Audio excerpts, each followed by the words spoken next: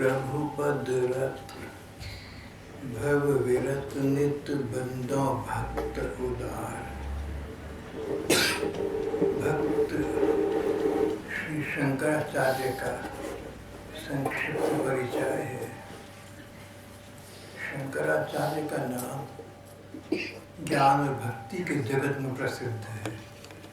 शंकराचार्य की कई स्थानों पर आज गद्दियाँ भी हैं। तो कई स्थान पर गद्दियाँ हैं, इसलिए इन शंकराचार्य को हम आदि शंकराचार्य भी कहते हैं। पहले शंकराचार्य, आदि शंकर आचार्य का ये वृत्तांत यहाँ पर है। लगभग 2500 या 3000 वर्ष पूर्व आचार्य शंकर इस संसार में आए थे। विद्वानों की ऐसी खोज है। 2500 या 3000 वर्ष पूर्व आचार्य शंकर का इस देश में आविर्भाव हुआ था। विद्वान लोग खोज के पश्चात ऐसा बताती हैं। आचार्य शंकर केरल प्रदेश के एक ब्राह्मण पति पत्नी की संतान थे। ब्राह्मण पति पत्नी प्रौढ़ावस्था को पार कर गए, वृद्धावस्था में आ गए, पर कोई संतान न हुई। उन्होंने भगवान शंकर की तपस्या की, उनसे वर मांगा, और मान्यता ये है कि भगवान शंकर ही अपने एक अंश से इस बूढ़े ब्राह्मण दंपति के यहाँ पुत्र रत्न के रूप में आविर्भूत हुए। जो भी हो, ब्राह्मण दंपति ने इनका नाम इसीलिए शंकर रख दिया। बाद में ये बहुत उच्च कोटि के आचार्य माने गए। इनका नाम आचार्य शंकर या शंकराचार्य के नाम आज भी प्रसिद्ध है। शंकर नाम का ये बालक बहुत छोटा था जब से इसमें असाधारण बातें दिखने लगी। 1 वर्ष का ये बच्चा था तो अपनी भाषा में भक्ति के भाव प्रकट करने लगा। एक बरस का बच्चा अपनी केरली तोतली भाषा में ठाकुर जी संबंधी ज्ञान, भक्ति और वैराग्य संबंधी बातें करता था। जैसे कोई बड़े बुजुर्ग हों, उम्र देख चुके, दुनिया देख चुके, तो ज्ञान वैराग्य की बात करने लगे। भैया दुनिया में क्या रखा है, संसार तो सपना है, ये तो रेलगाड़ी का मिलना है। इस प्रकार की बुजुर्गों जैसी, ज्ञानी पंडितों जैसी बातें शंकर तब कर रहा था जब ये 1 बरस का बच्चा था। 2 बरस का हुआ तो माँ ने रामायण इत्यादि की कथाएं सुनाई। जैसे उस युग में माँ बच्चों को कथा कहानियाँ सुनाती थी, तो ये 2 वर्ष का बच्चा जो कथा सुनता उसको कंठस्थ हो जाती और पूरी की पूरी कथा घर के लोगों को या अन्य बच्चों को सुना दिया करता था। सुनाने का तरीका ऐसा होता था मानो कोई बड़े भारी कथावाचक पंडित श्रोताओं को कथा सुना रहे हैं। 2 वर्ष के बच्चे का रूप नहीं रहता था। 3 बरस के हुए तो इनके पिता स्वर्गवासी हो गए। 4 वर्ष के हुए तो इन्होंने जनेऊ धारण किया और इन्हें गुरु के घर पढ़ने के लिए भेज दिया। भाव ये कि 7 वर्ष की उम्र तक, 7 वर्ष कितने कम होते देखिए। आप भी 7 वर्ष की रही हैं और आपके बच्चों के बच्चे 7 वर्ष तक के होंगे। 7 वर्ष की उम्र के होते होते शंकर वेद, वेदांग और वेदांत में निष्णात हो चुके थे। वेद, 4 वेद हैं, ऋक्, साम, यजुर और अथर्ववेद। वेदों की भाषा बड़ी कठिन है। वेदों की भाषा प्राचीन संस्कृत है। जो आजकल संस्कृत के विद्वान हैं वो भी उस वैदिक भाषा को पूरा समझकर सुनिश्चित अर्थ बता सके, ऐसा नहीं है। वैदिक भाषा का एक तत्कालीन अपना व्याकरण है। 4 वेदों का इन्हें पूर्ण ज्ञान प्राप्त हो चुका था। 7 बरस के थे।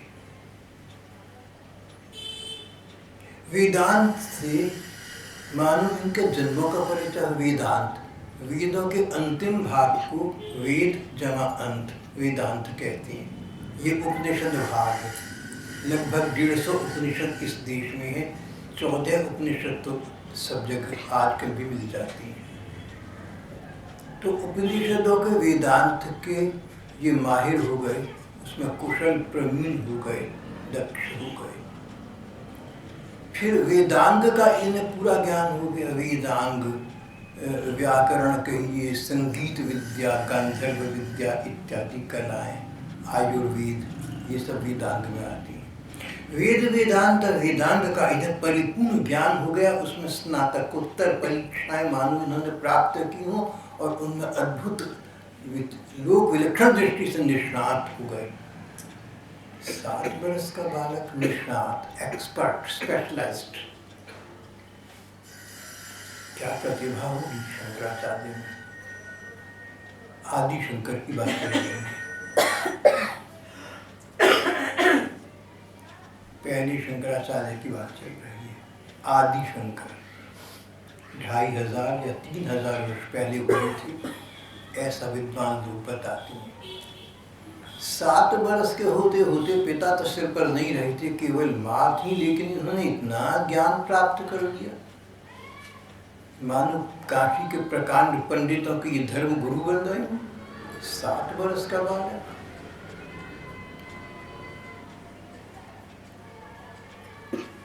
हमारे पूज्यपाद स्वामी अखंडानंद जी महाराज तो कहते हैं कि कृष्ण को देखो भागवत की व्याख्या में।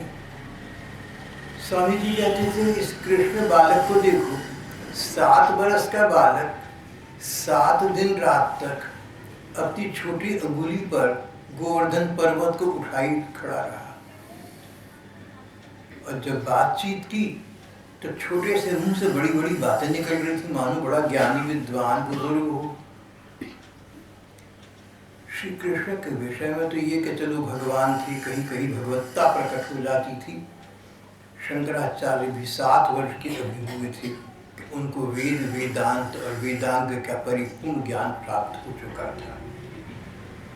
इन महज्जनों के साथ हमें अपना तुलनात्मक अध्ययन करना चाहिए। अपने को हमें सोचना चाहिए 7 वर्ष के हम थे, हमें कितना ज्ञान था। जब आप 7 वर्ष के थे तो आपको ज्ञान, विज्ञान, वेद, वेदांत और वेदांग का कितना पता था।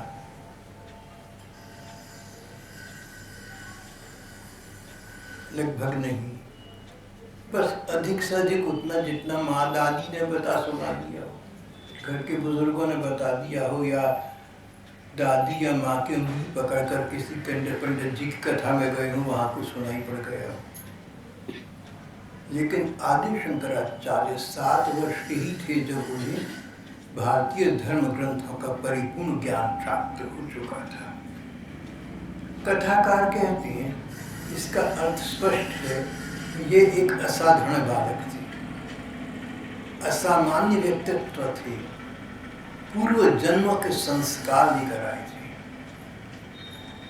कहीं कहीं ऐसे ऐसे महापुरुष पाए जाते हैं जिनका ज्ञान, जिनकी बुद्धि, जिनकी मस्तिष्क शक्ति इतनी उर्वर होती है, इतनी उपजाऊ होती है कि लगता है कि पिछले जन्मों की जो विद्या थी इनकी, पिछले अनेक जन्मों की जो विद्या थी इन्हें अभी भी याद है। भले ही अपने वे जन्म इन्हें भी याद ना हो, लेकिन शिक्षा साथ आ गई।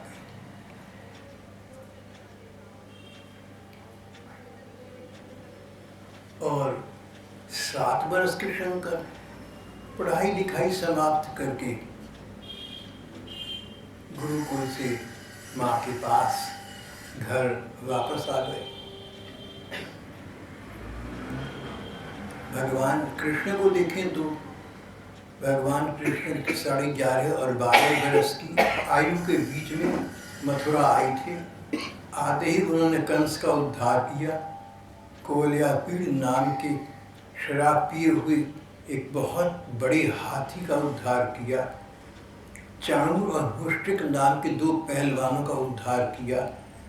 12.5 वर्ष के बाल कृष्ण ने अपने माता पिता वसुदेव देवकी को कारागार से मुक्त कराया, धर्म की स्थापना की, और कुछ समय के पश्चात मथुरा से फिर द्वारका चली गई थी। शंकराचार्य 7 वर्ष की थी, शिक्षा समाप्त हुई, विद्या संपन्न हुई, वापस गुरुकुल से घर आ गई।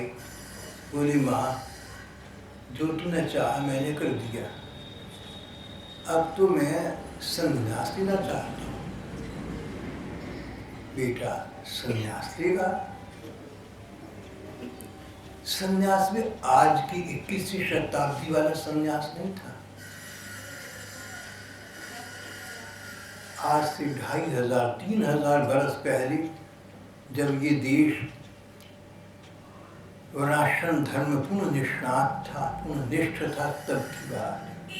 वर्णाश्रम धर्म सारे देश और समाज में इस बात की पूर्ण मान्यता थी कि 4 वर्ण हैं, ब्राह्मण, क्षत्रिय, वैश्य और शूद्र, और 4 आश्रम हैं, ब्रह्मचर्य, गृहस्थ, वानप्रस्थ और संन्यास। ब्राह्मण के लिए अंतिम वर्ण संन्यास था। संन्यास लेकर सन्यासी व्यक्ति तीर्थों में भ्रमण करता, गांव में घूमता, वनों में भ्रमण करता, एक स्थान पर टिकता नहीं था। सन्यासी के लिए विधान है, एक गांव में 3 रात से अधिक मत रहना। अपना आश्रम बनाकर खड़ा करना या मठ खड़ा करना ये तो प्रश्न ही नहीं है। सन्यासी एक गांव में 3 रात से अधिक नहीं रहेगा, और 3 रात एक वृक्ष के नीचे नहीं काटेगा, 3 अलग अलग वृक्षों के नीचे काटेगा। कहीं ऐसा ना हो कि चौथे दिन कहे ये तो मेरा वृक्ष है, तू यहाँ कैसे आ बैठा। हम देखते हैं कि हम लोग सरकारी बसों में घूमते हैं तो बसों की सीट को हमारी सीट, बस को हमारी बस। तो सत्संग में भी कह देते हैं हमारी। कई बार तो हम जो सरकारी ड्राइवर है बस का, उसको हमारा ड्राइवर, कुछ देर के लिए हमारा ड्राइवर, हमारी बस, हमारी सीट, सब हमारा हो जाता है, जानते हुए कि बस स्टेशन पर उतरेंगे तो कुछ भी हमारा ना होगा। कहीं सन्यासी को ऐसा ना हो जाए कि 3 रात से अधिक के एक वृक्ष के नीचे रहे तो उस वृक्ष की छाया को अपना अधिकार मान बैठे, और कोई दूसरा आकर बैठे तो उसके साथ संघर्ष करे। भैया, एक गांव में 3 रात से अधिक मत रहना, और एक रात, और कोई भी एक रात उस पेड़ के नीचे मत काटना जिसके नीचे तुम पहले दिन रह चुके। संन्यास का इतना कठोर विधान है। चलते जाओ तीर्थों में, गांव में, वनों में, जहाँ कहीं रात होने लगे, अंधेरा होने लगे, वहाँ डेरा डाल दो, सुबह हो तो फिर उस चल पड़ गया। उस युग में जब इस प्रकार वर्णाश्रम धर्म पूर्ण निष्ठा को प्राप्त था, 7-8 वर्ष के शंकर ने माँ से कहा, माँ मुझे सन्यासी होने की आज्ञा दी थी। बाप तो सिर पर रहा नहीं था, माँ बेचारी अकेली थी। माँ का दिल था, घर में और कोई था भी नहीं। माँ अच्छी थी, पर बेटा सन्यास ने ये बात उसको रुचिकर न लगी। कहते एक बार नदी में स्नान करते समय माँ का हृदय कराह उठा जब उसने देखा कि एक मगरमच्छ ने शंकर को पकड़ लिया और जल में डुबोकर खा जाने वाला है। माँ चिल्लाई। शंकर बोले, माँ चिंता मत कर, अगर तू मुझे संन्यास की आज्ञा दे दे तो संन्यास भी एक प्रकार से मृत्यु है। सन्यासी व्यक्ति का अब तक का जीवन मानो समाप्त हो गया। सन्यासी के लिए काषाय वस्त्र धारण करने का विधान है, अग्नि वस्त्र, गेरुए कपड़े। जैसे आग में जलकर अब तक सब कुछ राख हो गया, खत्म हो गया, ऐसा सन्यासी काषाय वस्त्र धारण करे, अग्नि वर्ण के गेरुए कपड़े धारण करे। तो सन्यासी लोग झंडा भी अपना गेरुआ रखते हैं। समर्थ गुरु स्वामी रामदास सन्यासी थे, गेरुआ। उनके शिष्य छत्रपति शिवाजी महाराज ने अपने रियासत के झंडे का रंग गेरुआ कर लिया था। तो गिरवे कपड़े का रिवाज तो आज भी है, लेकिन जब ये बात चल रही है, संन्यास धर्म पूर्ण निष्ठा को प्राप्त था, उसके नियमों का परिपूर्ण पालन होता था। थोड़ा सा इधर से उधर चित हो जाओ, जरा सा डिरेल हो जाओ, जरा सा पटड़ी से हट जाओ तो फिर सन्यासी मेरे महापाप हो गया। जैसे चलती फिरती भाषा में थूक कर चाटना, अरे तुम सन्यासी बने थे, तुम वापस दुनियादारी में आ गए, ऐसा कहते हैं। सन्यास बड़ा कठिन धर्म था। तो सन्यास को ऐसा माना जाता था कि अब तक का जीवन जलकर राख हो गया, नया जीवन आरंभ हो गया। शंकर माँ से बोले, माँ तू कह दे कि बेटा तू सन्यासी हो जा, तो मैं जीवित भी रहा और इस संसार की दृष्टि से मर भी गया। ये मगरमच्छ काल के रूप में, ये भगवान काल के रूप में आए हैं, यही चाहते हैं। और कोई चारा नहीं का मरता, क्या न करता, मरती बेचारी माँ ने कह दिया बेटा तू सन्यासी हो जा, मेरी तरफ से तो तू चला गया लेकिन जीवित तो रहेगा। बच गए, वापस आ गए। माँ तूने कहा था सन्यासी हो जा, मैं जा रहा हूँ। माँ की आंखों में आंसू भरा, बेटा मेरा तो दुनिया में कोई है नहीं तेरे अलावा, मेरे मरने पर मेरा किया कर्म कौन करेगा? मरते वक्त में कि दुनिया का किसका मुंह देखकर मरूंगी? बोले माँ मैं तुम्हारी मृत्यु के समय उपस्थित होऊंगा, तुम्हारे संस्कार मैं करूंगा, चिंता मत करो। 8-9 वर्ष के शंकराचार्य में इतना आत्मविश्वास, इसको आत्मविश्वास कहो या परमात्मा विश्वास कहो, पता था उनको अपने विषय में। 8 वर्ष के बच्चे को क्या पता माँ कब जाएगी, वो कहाँ होगा, सन्यासी कहीं दूर दूर देशों में घूमेगा और माँ से प्रण करना कि तेरी मृत्यु से पूर्व मैं आ चुकूंगा, माँ तू चिंता मत कर, तेरा बेटा तेरे सामने। ऐसा हुआ भी। शंकराचार्य का इस देश में बहुत बड़ा नाम हो चुका था, बड़े बड़े सन्यासी उनके शिष्य बन चुके थे, बड़े बड़े ज्ञानी वैराग्य और पंडित उनके चरणों में नमस्कार करते थे। और विचित्र भगवान की लीला, उनके सन्यास का आश्चर्य। जिस दिन माँ का शरीर शांत हो रहा था, माँ अपनी मृत्यु शैया पर पड़ी थी, अपने सन्यासी शिष्यों के साथ परम वीतराग, परम तेजस्वी, कलयुग के अकलुष्टुत स्तंभ, प्रज्वलित जाज्वल्यमान मुखमंडल लिए शंकराचार्य माँ के पास पहुंचे। समाज सारा खड़ा हो गया। जैसे 16 वर्ष के सुखदेव जी परीक्षित को भागवत सुनने आने आए, बूढ़े बूढ़े महात्मा संत खड़े हो गए। इस प्रकार से आदि शंकर जब माँ के पास पहुंचे, 16 वर्ष की उम्र के थे, सारा विद्वान मंडली खड़ी हो गई।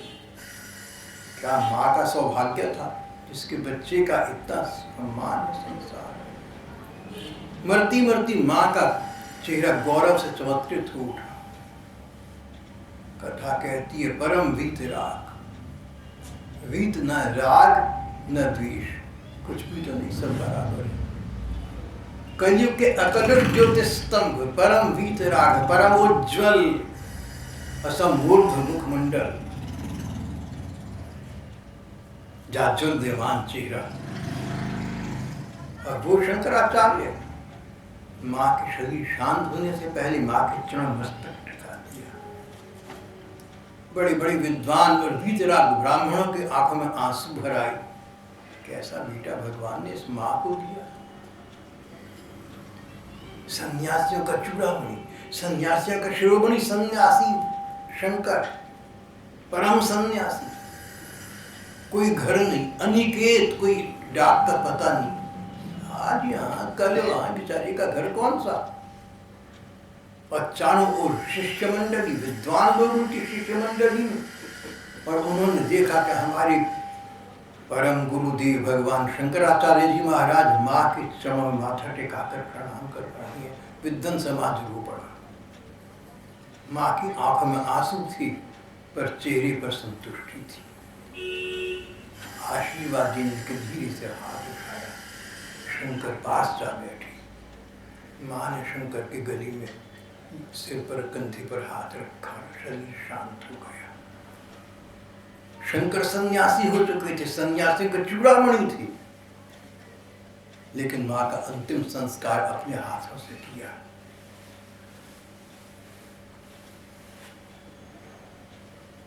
इस प्रसंग के दो पहलू आप सोच सकते हैं। एक तो ये कि भारतीय दार्शनिकता में, हमारे हिंदू धर्म में कहीं कट्टरता ऐसी नहीं कि मानवता समाप्त हो जाए। धर्म के पालन में मानवता को स्थान पहले दिया गया। शंकर सन्यासी हो गए, सन्यासी के लिए घर वापस आना महापाप, किसी को अपना माँ समझना, किसी को ना समझना महापाप, उसके संस्कार करना महापाप। और शंकर ने किया। उन्हें पापी कौन कहेगा? सबको दिख रहा है, सबको पता है, मुझे और आपको पता है कि उनके अंदर कोई न तो राग था न द्वेष था, सभी को मालूम है। भारतीय धर्म के, हिंदू धर्म की विस्तीर्णता है, ये व्यापकता है, उदार हृदयता है कि देश काल पात्र के अनुसार ये अपने रूप को संशोधित कर सकता है। एक पहलू तो धर्म का हो गया। दूसरा व्यक्तिगत। शंकराचार्य को न तो नरक की चिंता थी, न पाप की चिंता थी, न समाज की चिंता थी। शंकराचार्य आत्मविश्वास से परिपूर्ण थे, जो उचित से वो करते थे। ग्रंथ कुछ कहें, तत्कालीन संत कुछ कहें, समाज कुछ कहे, उनको कोई चिंता नहीं। जो ठीक है वो करना ही करना है, भले नरक जाना करना पड़ जाए। अभी अभी एक दो दिन पहले ये वार्ता होकर चुकी है। रामानुज जब छोटे बच्चे थे और शिष्यत्व की दीक्षा लेकर चुके, गुरु ने कहा तुझे अष्टाक्षर मंत्र देता हूँ, किसी को मत गुरु मंत्र बताइए, नहीं तो नरक में जाएगा। टीले पर खड़े होकर सबको इकट्ठा करके मंत्र बता दिया। गुरु नाराज हुए, बोले गुरुजी मैं नरक में जाऊंगा, मैं मानता हूँ, लेकिन इतने दुख तुम स्वर्ग चली जाएंगी तो बच जाएंगे। गुरु ने चेले को दिल से लगा लिया, बोली बेटे तेरे जैसा शिष्य पाकर मैं गौरवान्वित और गर्वित हो गया। आदि शंकर ने चिंता न करी समाज की, किसी के अच्छा बुरा कहने की, तो उचित समझा सो कर दिया। और उसके बाद अपने स्थान पर वापस आकर ये सब कुछ भूल गए। जैसे हम आप बस में बैठे, हमारी सीट, हमारी बस, हमारा ड्राइवर, जब घर पहुंचे तो न बस अपनी रही, न ड्राइवर, न सीट जिसकी होगी अपनी ने क्या लेना है भैया। जिस प्रकार हम लोग 4 घंटे की बस की सीट को भूल चुके होते हैं, इस प्रकार शंकर पूरे जीवन की माँ को उनका अंतिम संस्कार अपने हाथों से करने के पश्चात उनके कल्याण कामना करके बात को समाप्त कर दिया, मानव हो गए।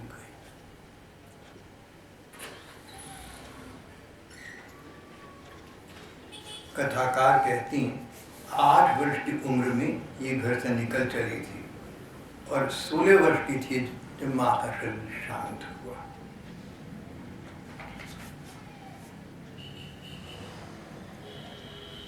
आचार्य शंकर ने देश प्रदेश की बहुत यात्राएं की, काशी गए, इनका नाम उच्चतम विद्वानों की सूची में आने लगा। मार्ग में चलते समय इनसे बात करना गौरव का प्रतीक समझा जाने लगा। बड़े बड़े सन्यासी इनके शिष्य हो गए, इनके पट्ट शिष्य। इनके सबसे पहले शिष्य हुए पद्माचार्य। पद्माचार्य का नाम भी इतिहास में आता है। प्रयाग आए। प्रयाग में एक बुजुर्ग कुमारिल भट्ट थे, संस्कृत के परम विद्वान, वेद धर्म के ज्ञाता। उनका अंत समय था। शंकराचार्य कुमारिल भट्ट से मिली। उन्होंने कहा कि तुम महेश्वती जाओ, मंडन मिश्र नाम के मेरे मुकाबले के मेरे से बड़े एक ज्ञानी विद्वान हैं, उनके साथ शास्त्रार्थ कर सकते ज्ञान का परिचय दो। ये महेश्वती पहुंची, मंडन मिश्र से मिली।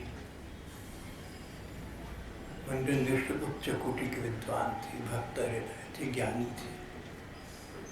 निश्चय हुआ कि मंडन मिश्र और आदि शंकराचार्य का शास्त्रार्थ होगा।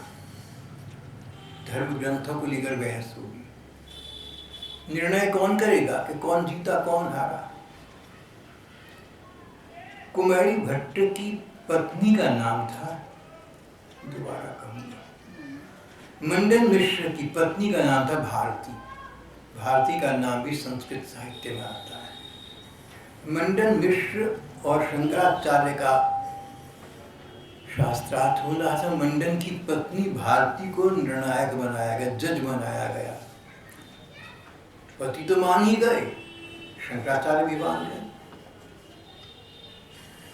शास्त्रार्थ में अनिवार्यताएं रखी गई, शर्तें रखी गई। जो पराजित होगा वो सन्यासी हो जाएगा, घर गृहस्थी छोड़ देगा। दूसरा, सन्यास की दीक्षा जीतने वाली से लेगा। मान लो आप जीते, मैं हारा, तो मैं आपसे सन्यास की दीक्षा लेकर आपको गुरु मानकर खुद आपका शिष्य बनकर सन्यासी हो जाऊंगा। ये शर्त लगा दी गई। शास्त्रार्थ समाप्त हुआ। विद्वान मंडली ने, विद्वान सभासदों ने भारती की ओर देखा, क्या निर्णय देगी। अगर भारती का निर्णय ये हो जाए कि शंकर जीत गए हैं, तो इसका अर्थ ये हुआ उसके पति मंडन मिश्र शंकराचार्य के शिष्य बनकर उनसे संन्यास लेकर पत्नी भारती को छोड़कर, गृहस्थी को छोड़कर चली जाएगा। आश्चर्य, संभ्रम, विद्वान मंडली, विज्ञजन खड़े देख रहे जब क्या होगा। भारती ने कहा कि मेरे हिसाब से आचार्य शंकर शास्त्रार्थ में जीत गए हैं। मंडन मिश्र को इनसे शिष्यत्व की दीक्षा लेकर, इनसे संन्यास लेकर चले जाना चाहिए। बड़े बड़े लोग हमारे देश में हुए, अद्भुत विचित्र लोग हुए, पता नहीं हम कहाँ चले गए।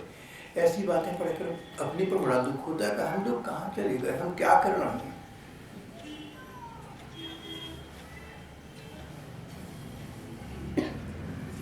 और मंडन मिश्र ने शंकराचार्य का शिष्यत्व ग्रहण कर लिया, उनके शिष्य बन गए, संन्यास ले लिया। यहाँ पर ये प्रकरण समाप्त हो गया।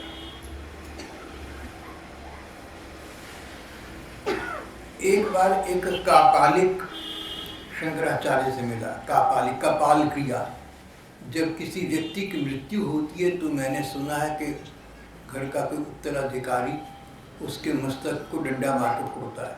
कपाल, भाल, माथा, सिर, कपाल क्रिया, ये कर्म करना, अंतिम कर्म करना। एक कापालिक योगी होते हैं जो कपाल विद्या के द्वारा कुछ भूत प्रेत इत्यादि सिद्ध करके और अपनी विद्या का लाभ समाज को प्रदान करती हैं। कपाल विद्या के अनुसार प्रेतात्माओं को सिद्ध करके समाज का कल्याण करना चाहिए, लेकिन इसको अच्छा नहीं समझा गया, ये तामसिक माना गया, क्योंकि इसमें किसकी हिंसा होती है।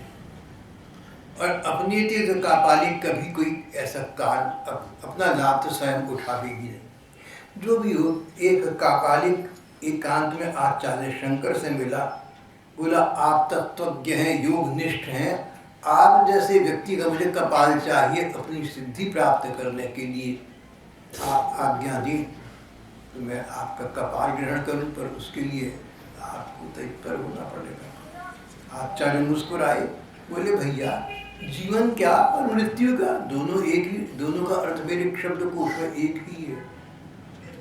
अगर यहाँ मृत्यु के तो जीवन का आरंभ हो जाएगा, जहाँ धागा टूटा यहाँ आगे से जुड़ जाएगा। The thread resumes from where it snaps. It is resuming the snap from where it is resuming the thread from where it snapped. एक धागा टूट गया तो आपने दोनों सिरों को दोबारा जोड़ दिया। बोले यहाँ मृत्यु इस शरीर की होगी, अगला जन्म मिलेगा, आगे की फिर योग क्रिया आरंभ हो जाएगी, इसमें मृत्यु क्या और जन्म क्या। आदि शंकराचार्य बोले किसी को मत बताना, चुपचाप समाधि लगा कर बैठ जाता हूँ, समाधि परमात्मा के चिंतन में मस्त होकर बैठ जाऊंगा। मेरा गला काट के मेरा कपाल जब चाहो ले जाना कर लेना। इनके प्रधान शिष्य थे पद्माचार्य, ये बात पहले हो चुकी है। और पद्माचार्य को स्वप्न में नृसिंह भगवान का स्वर आया।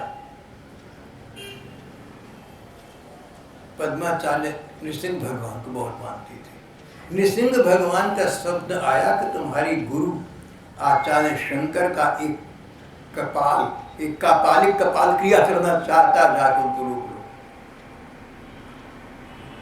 पद्माचार्य भाग्य वापिस आए और उस स्थान पर पहुंचे जहां ये आचार्य समाधि लगाकर बैठे थे। जिस क्षण तलवार निकालने का उसका सिर काटना था, ये वहां पहुंच गए, उसको रोक दिया।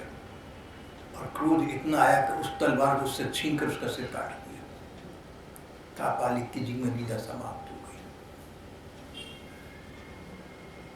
इतिहास के चित्र, सिद्धांत और कथाओं से भरा पड़ा है।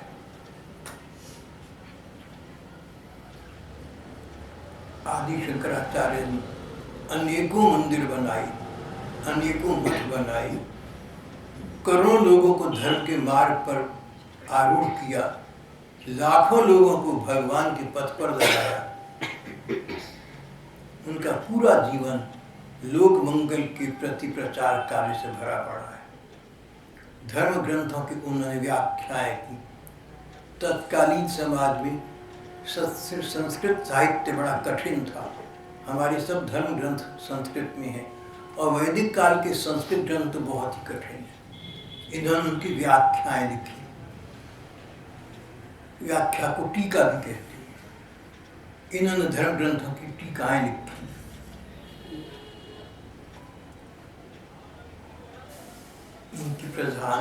इनकी अनेक टीकाएं हैं, अनेक भाष्य हैं। भाष्य का अर्थ भी टीका, व्याख्या, बात को खोलकर समझाना। ब्रह्मसूत्र व्यास जी के लिखे हुए हैं। इन्होंने ब्रह्मसूत्र भाष्य लिखा, व्याख्या लिखी। लगभग 14 से अधिक उपनिषदों की व्याख्या लिखी, गीता की व्याख्या लिखी, विष्णु सहस्त्र नाम की व्याख्या लिखी, विवेक चूड़ामणि नाम का ग्रंथ लिखा, प्रबोध सुधाकर लिखा, आनंद लहरी और विचित्र विविध स्तोत्र नाम से अन्य ग्रंथों की रचना की। बड़े बड़े दार्शनिकों ने इनके सामने तमस्तक झुका दिया और मुक्त कंठ से इनके संस्कृत साहित्य की सराहना की।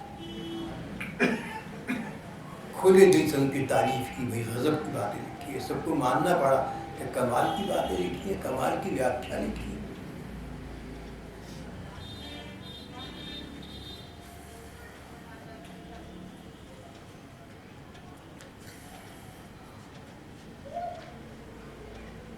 शंकराचार्य ने अपने प्रवचनों में और अपने धर्म ग्रंथों में एक बात पर बल दिया। बात ये कि संसार के प्रपंच में मत फंसो, ये तो नाटक है, तुम अभिनेता हो, तुम पात्र नहीं। कोई रामलीला हो, एक आदमी राम बनी तो सचमुच भगवान राम तो नहीं हो गया, है तो मनुष्य। एक दूसरा आदमी रावण बनी, सचमुच रावण तो नहीं हो गया, रहा तो वो वही मनुष्य जो था, तो अभिनेता है। तो जिस प्रकार नाटक में अभिनेता जितनी देर अभिनय करते हैं उतनी देर के लिए है, स्वतंत्र संबंध नहीं जोड़ते। अगर हमारी नाटकों के और चलचित्रों के अभिनेता नायक नायिकाओं के साथ ये बात करें कि देख, चलचित्र में, फिल्म में तूने मेरे से शादी का वायदा कर, तुझे पूरा करना पड़ेगा, तो किस किस से करेंगे?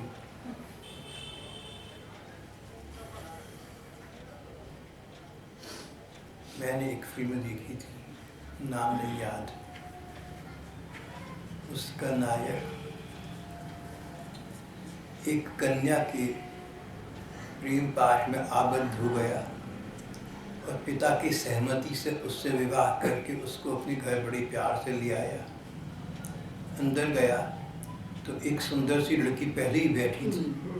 उसने कहा आइए आइए, इनको भी ले आए। तो जो पत्नी अंदर आई थी घबरा गई कि मुझे भी ले आई, एक तो पहले ही बैठी है, भी का क्या। और वो नायक महाराज आराम से बोले इसलिए कह रही है कि पहले 16 विवाह हो चुके, 16 विवाह हो चुके। फिर बात खुली, पता लगा मजाक की बात थी, फिल्मों में उसने 16 विवाह किए थे। और ये लड़की जो वहाँ बैठी थी उसके साथ बहुत प्यार से रहती थी, लेकिन किसी फिल्म के अंदर पत्नी भी बनी थी तो मजाक में उसने ये बात की थी। बाद में उस लड़की को जो घर में बैठी दिखाया गया था, एक बहुत अच्छी, बहुत सच्चरित्र पात्र के रूप में प्रस्तुत किया गया।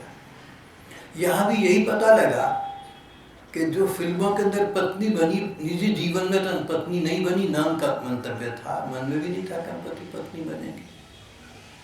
इसीलिए जब नायक का सचमुच विवाह हुआ, सचमुच सच्ची मुच्ची की पत्नी को लेकर आया, तो जो फिल्मी पत्नी थी उसने उनका स्वागत सत्कार किया, आइए बैठिए। भगवान शंकराचार्य ने कहा कि संसार में रहो तो संसार को रंगमंच समझना, पृथ्वी को नाटक की स्थली समझना, अपने आप को यहाँ का पात्र मत समझना, अभिनय करने वाला अभिनेता समझना, तुम सब नट नटी हो। All the world is a stage, and men and women merely players. Each in his lifetime plays 7 parts. As you like it नाम के प्ले में शेक्सपियर ने कहा है। शेक्सपियर तो 500 वर्ष पहले हुए थे, हमारे शंकराचार्य तो 2500 वर्ष पहले ये बात कह गए।